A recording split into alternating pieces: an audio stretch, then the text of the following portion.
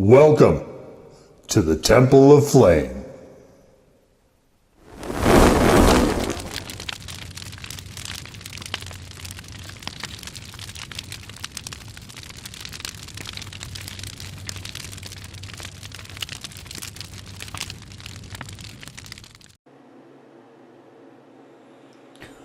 On today, Faithful Acolytes, we take a look at this. And what this is from Smokin is, it is the pineapple teriyaki hot sauce, the mild version. And I'm trying to remember if there might be a Pepper X variant of this. I don't remember seeing a hot variant. They might have been out of it when I got this. I thought I'll just try it. I'm curious to see what it's going to be. And here we have the bit about Ed, which is an interesting approach. Doesn't really talk about the sauce and pairings, but it's about Ed. But you know what? It's cool. This is his gig. This is his thing, and more power to him. Okay, so we've got here chile peppers, which my understanding is that the mild variations are all red jalapeno, and I assume that's the case for this as well. We have vinegar, pineapple juice, soy sauce, honey, ginger, and it's a ginger puree. Okay, ginger puree.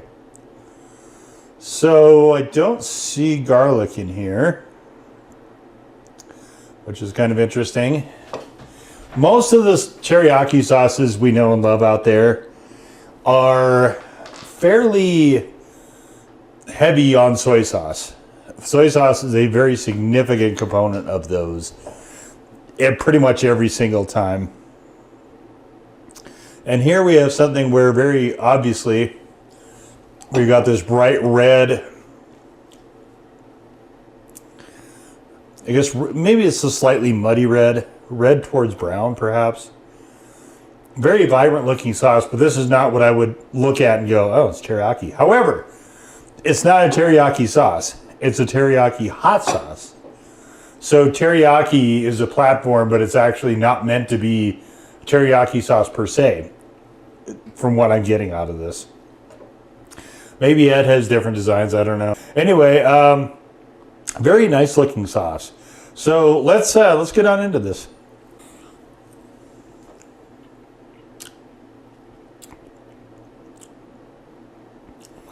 It's a very bright, very sweet, very tasty sauce. This is, I like the flavor of this. I wasn't so much a fan of it actually until I could get to the point where I could agitate it more. In fact, the early parts of this I had were hyper sweet to the point I didn't want to eat it. But now it's sort of, it's mellowed out a little bit. This is quite a tasty concoction, I must say. And so we're going to have a little fun. We're going to have a little fun, and you can see I'm not very far into this. And so I thought, why don't we do some of the ways that I might normally test out a sauce, where I get a little rangy, I get a little experimental.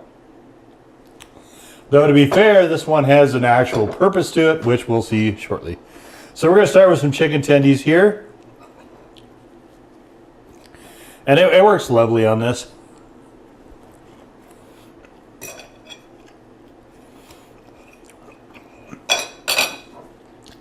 He gave it one little flame on the front. I'm hard pressed to say it's even that.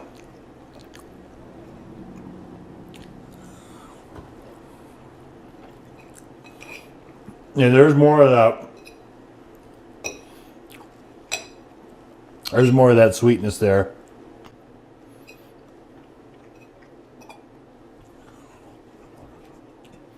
I think Ed does sauces, and if he happens to see this and I'm off base, then by all means, please correct me, but I think he does sauces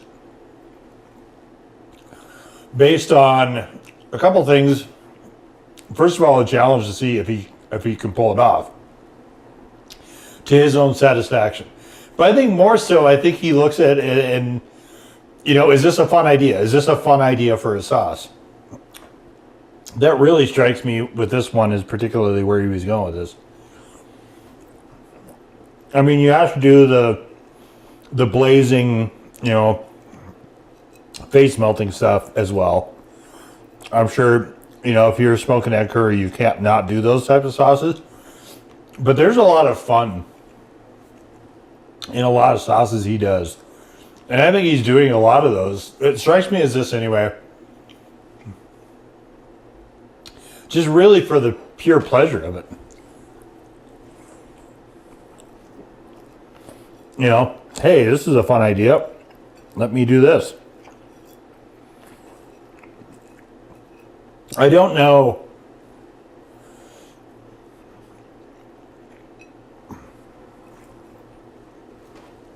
I'm not clear on this branding though. As we see, distributed by Pucker Butt, but there's a Cakeco or something like that, LLC.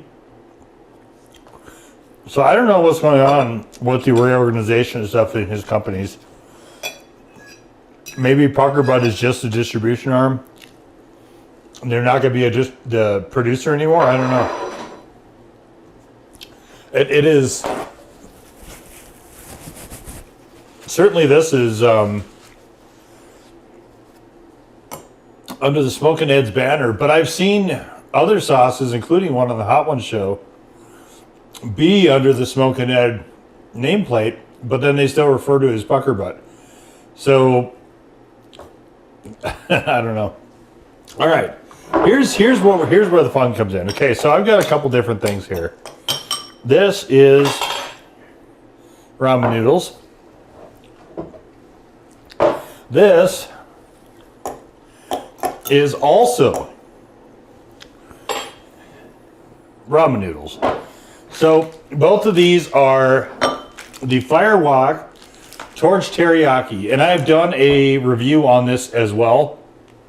This has its own review in the ramen playlist if you want to go check this out.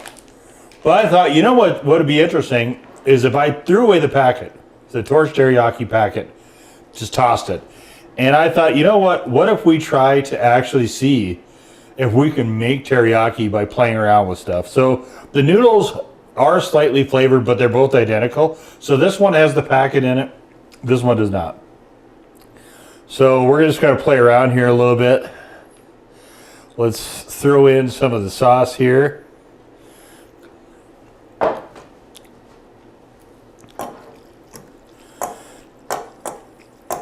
And see how the sauce is with just the noodles. Normally, if I was using a sauce on noodles, I would cook it with that. But we're playing around. We're having fun. This is the spirit that I have assigned this. I don't know if it's true or not, but it's the spirit I've assigned it of fun, delight, and experimentation. The joy, really, of kind of the enjoyment of chiles and hot food and just food exploration in general.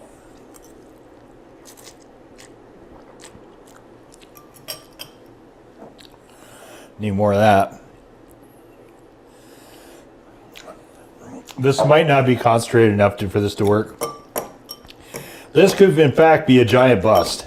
But we want to get it so that I have some concentration here. And then we're going to see if we can actually get it relatively close to what is more traditionally known, I think, to us as teriyaki. Okay. So the other ones, like I said, are fairly soy sauce heavy. This is some soy sauce. Let's plug a little bit of that in there. Ooh, that's probably plenty right there. Let's see here. So we add soy sauce to it. I could have done this on the chicken. It might have been the smarter move, but I suppose not a whole lot of people accuse me of that.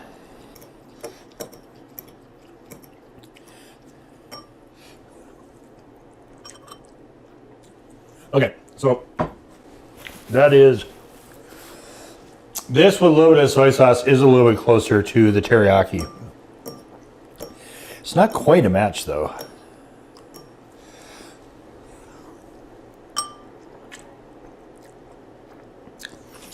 All right, let's try just the regular teriyaki itself. This one comes in a powder. It's obviously a lot more concentrated.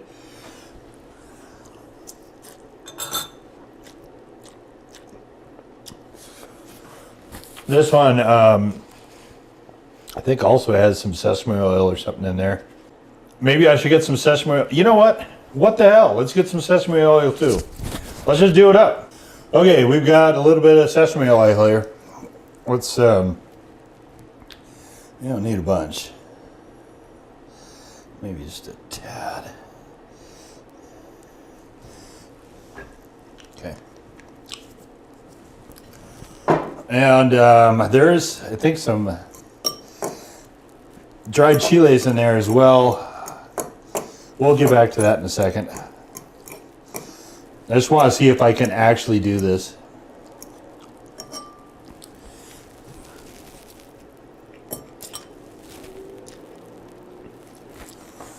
Okay, we're closing in. We're going to throw in some furikake as well. There is some of that type of stuff in here. I'm almost out of this spicy furikake, and it's, I see it's super expensive now. Certainly thanks to the tariffs nobody needed. Wow, that's really good.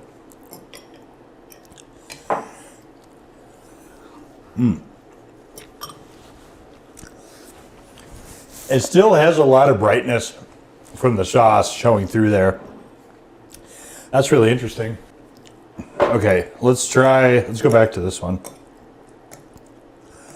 Now these noodles I don't particularly love by themselves.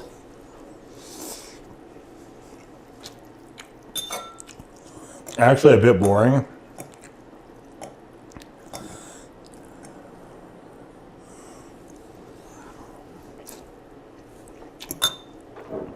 So let's try some of this in there. Let's see if we can liven it up a little bit. In fact, I'm almost I've got another 1 or 2 packets of those teriyaki noodles. They just happen to be on clearance at the store. And I was like, well, I can, you know, I think I still have some bulldog sauce around if I have to, worst comes to worst. But I knew I had furikake, which this fixes so much. I can't say enough about it.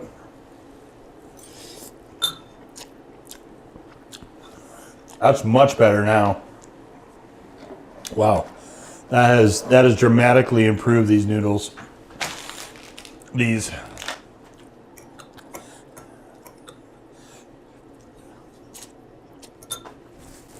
All right. Let's just throw these all together and do it this way.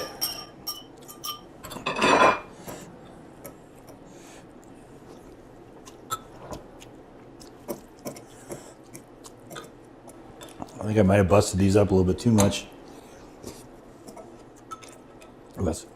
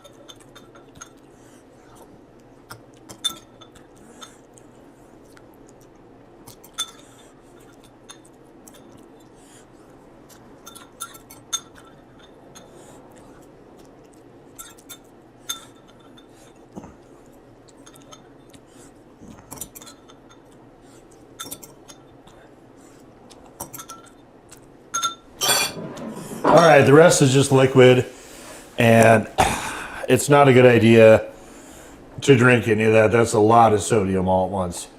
I only had one sauce packet in there, so just that was 39% for just a single pack of this. But I don't know if there's any.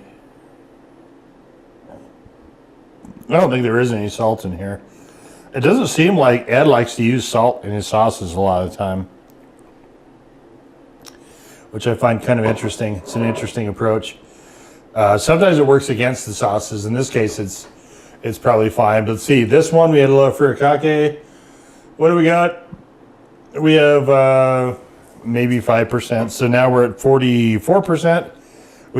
No, sesame oil is not going to have any. Soy sauce is essentially just salt. So 140 milligrams, which is about a tablespoon. Not like we had quite that much, but that one's saying that's 59% all by itself.